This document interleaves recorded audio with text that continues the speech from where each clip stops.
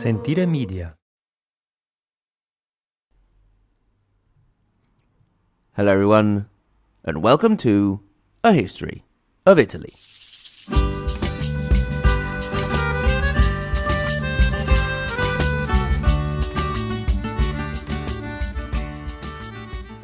Episode 70, No More Normans and Horrid Henry.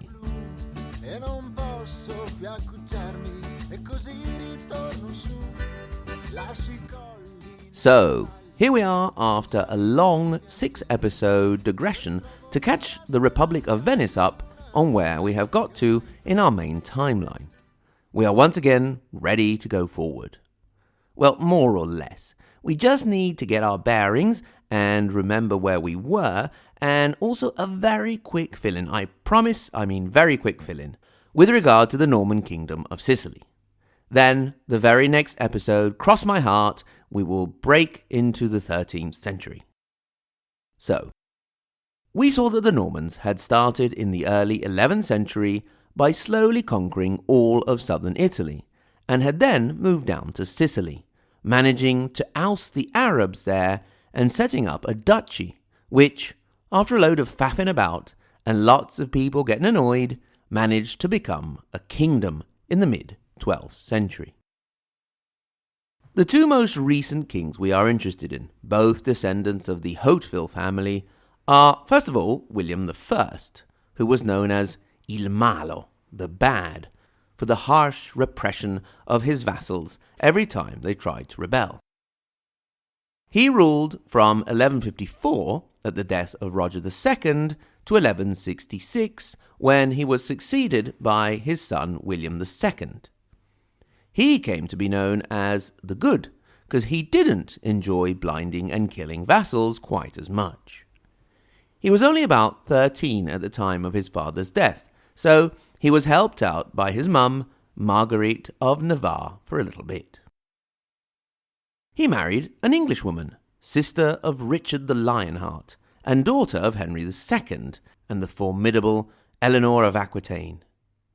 This marriage would cause problems for his successor not too far down the road.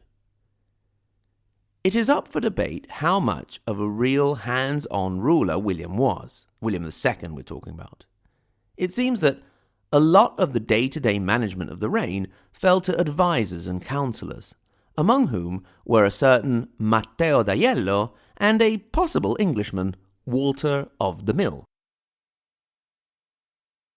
The story goes that the Italians couldn't quite cope with the pronunciation of the Mill and transformed him into Gualtiero o Famiglio, which is a pretty good story, possibly not true, because it also may have been a Latin term for him to begin with, and anyway, most of the nobility in England at that time would have spoken French, but who am I to ruin a good story?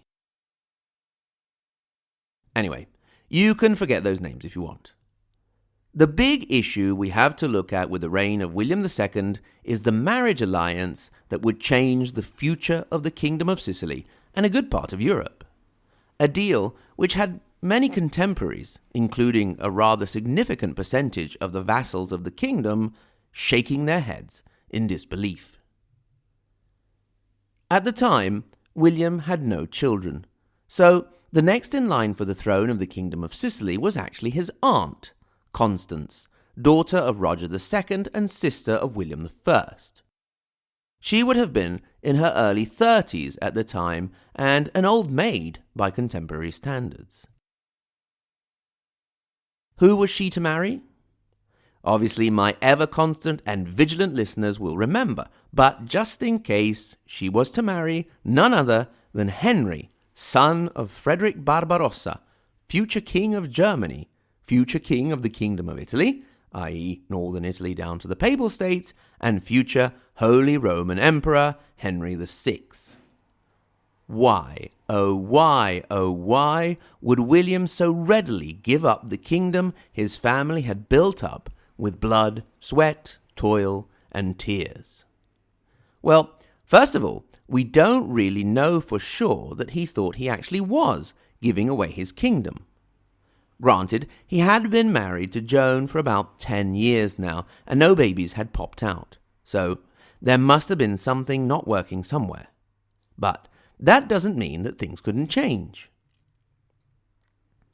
Plus, William saw this as an alliance that could help him with one of the Hauteville family's pet projects, that is, the expansion towards the Byzantine Empire, even to the point of taking Constantinople itself. In this sense, the Norman king saw Barbarossa as a powerful ally to reach his goal. Another reason could have also been that one of his main councillors, the aforementioned Water of the Mill, or de la Moulin, or Off the Mill, or whatever his name was in favour of the marriage agreement. Then add to this a final consideration.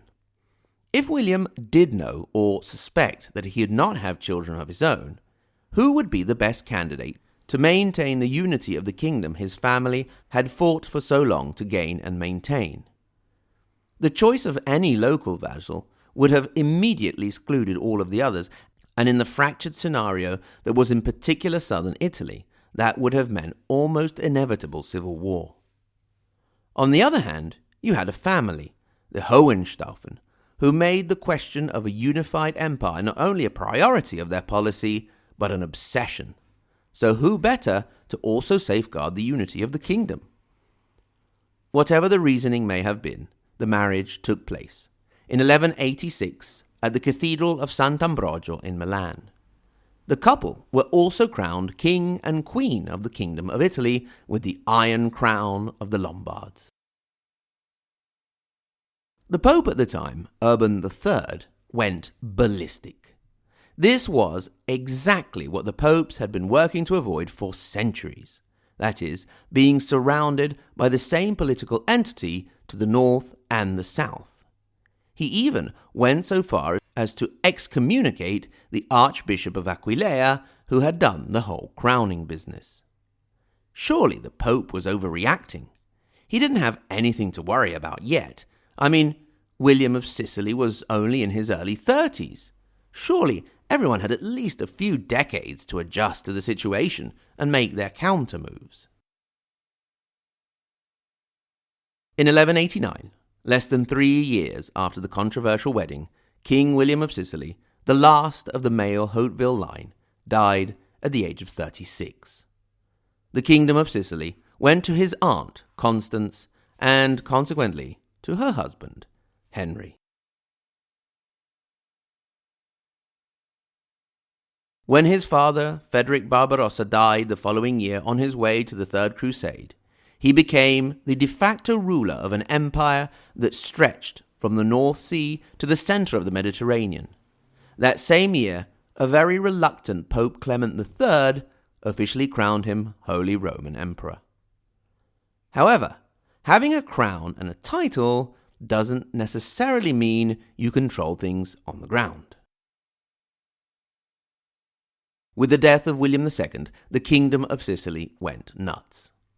Not only did the various vassals rebel against the new overlord, but the cities such as Orvieto and Viterbo tried to use the opportunity to increase their independence from central power. Worst of all, the social unrest that was bubbling under the surface now broke out, with Christians, angry at the fall of Jerusalem to Saladin, starting to attack the Muslim communities in Palermo. In the end, however, the barons of the realm managed to get things together without descending into violent conflict and managed to decide on their own king, Tancredi of Lecce. An attack by Emperor Henry was just a matter of time.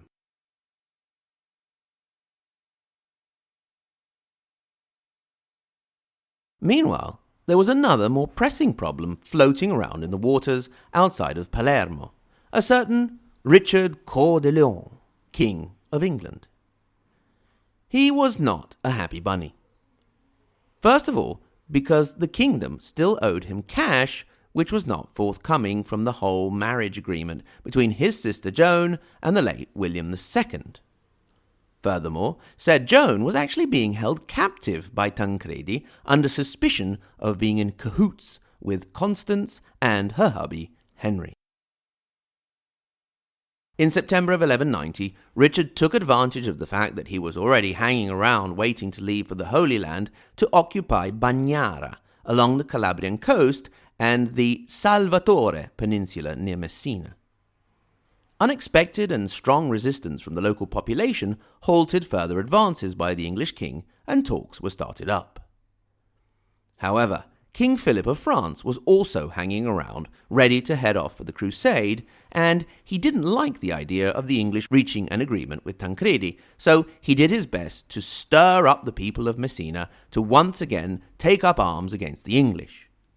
This apparently didn't take much convincing. Interestingly, one of the chroniclers pointed to the fact that it was not so much the women of Messina who were being bothered, but the men by the English sailors. Richard reacted by doubling his efforts and taking Messina, as well as many of its noblewomen as hostages, perhaps to counter the idea that his sailors weren't so interested in women, and soon the standard of Richard flew over the city.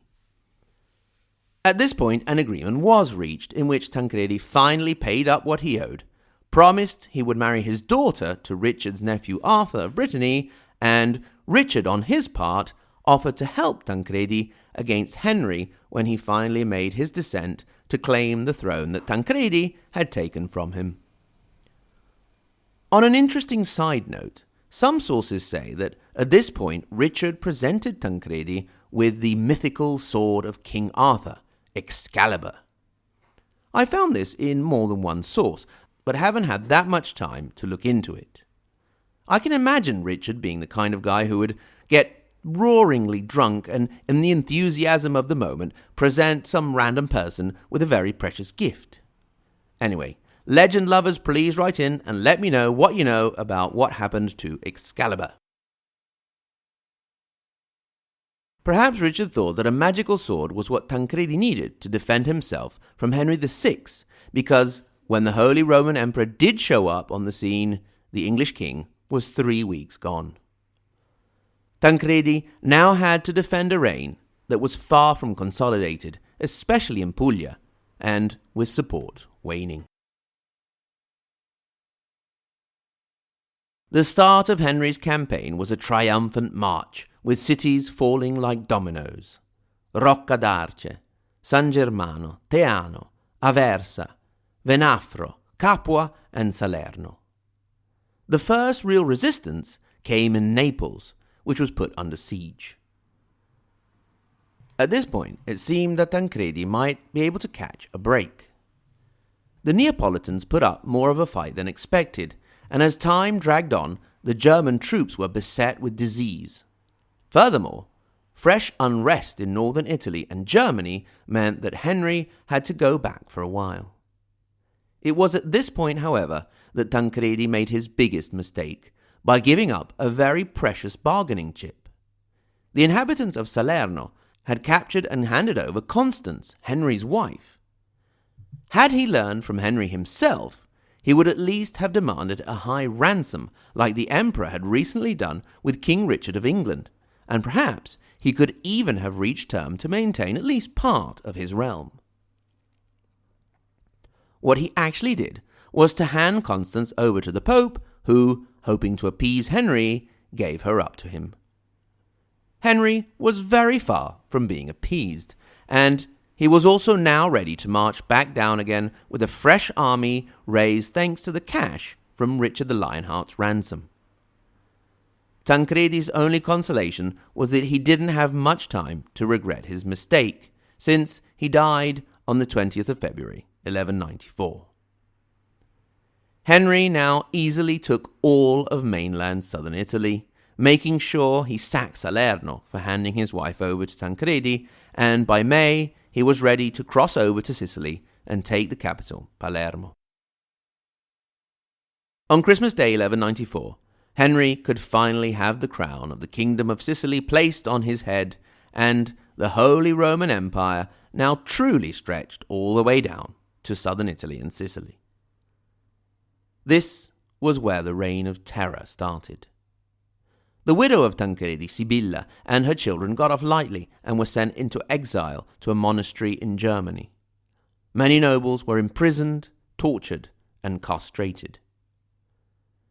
I recently received a message from a listener asking if I had any information about the history of Avellino, and unfortunately I don't have much. However, I can say that at this point, Roger of Avellino was one of the unlucky ones to have his precious bits lopped off. Even the dead were not spared, because the body of King Tancredi was exhumed and stripped of its royal robes and regalia.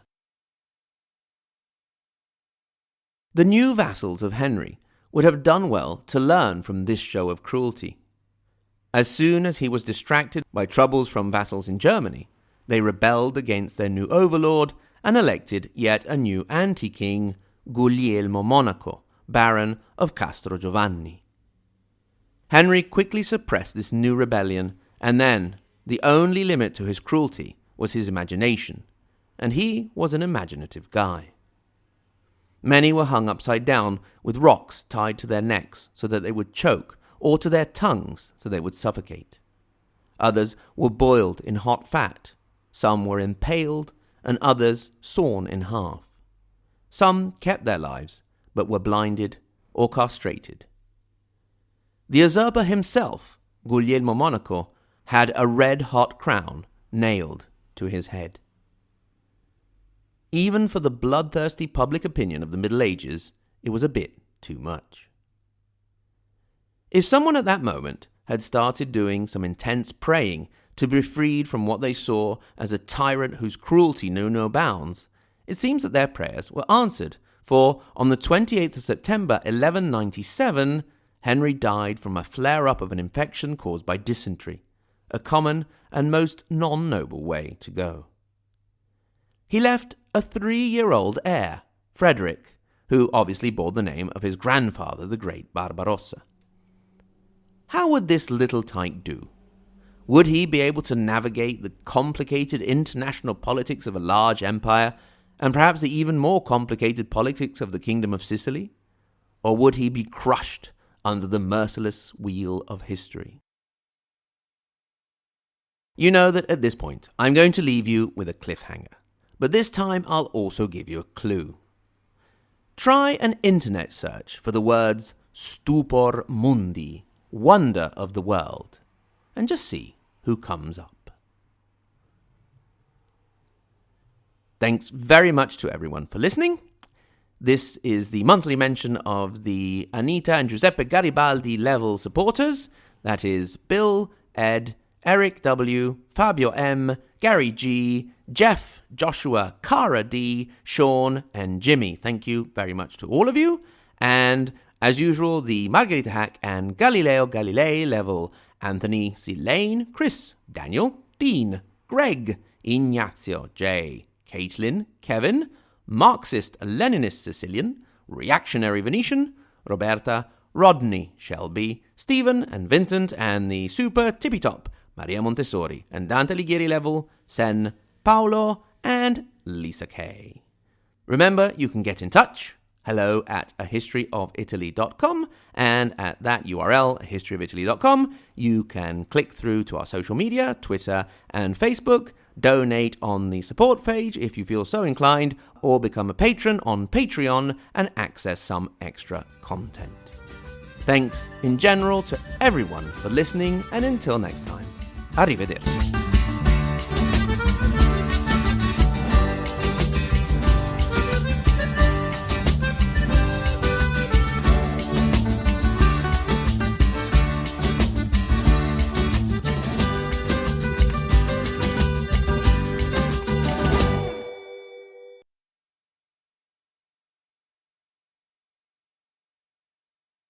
Hey, there you are, Tancredi. Great wine you have around here. I love it. Yes, I can see. I'm so happy we're friends again. Yes. And the kids. I mean, your little girl and my little nephew Arthur. It seems just yesterday he was sticking servants with his little play sword. They grew up so fast. Yes, well, perhaps it's a time to retire to our chambers. No, wait, come here. Let me tell you something. Come here. What is it, Richard? I love you, man. What? No, really. I'm totally serious. I love you, man. Actually, I wanna give you a present. That won't be necessary. Yeah, no, I insist. Don't I? Wait. There you are, mate. That's for you. An old sword. Well... What? Well, no, man. It's just Excalibur? Yeah. It's like a magic sword, man. And you'll be like, pew pew, wow, check out my sword, and all your enemies, they'll be like, oh, whoa, no, magic sword, man, oh no. Yeah, totally, yeah, it'd be great. Well, thank you, I suppose. Well, anyway, I think I need a toilet now. Sentire Media. Hey, podcast producers and show hosts. Do you want to join a podcast network that celebrates all things Italian? At Sentire Media, we understand the allure of Italy and its unique culture. Our devoted team of hosts and producers are all driven by their shared passion for Italy.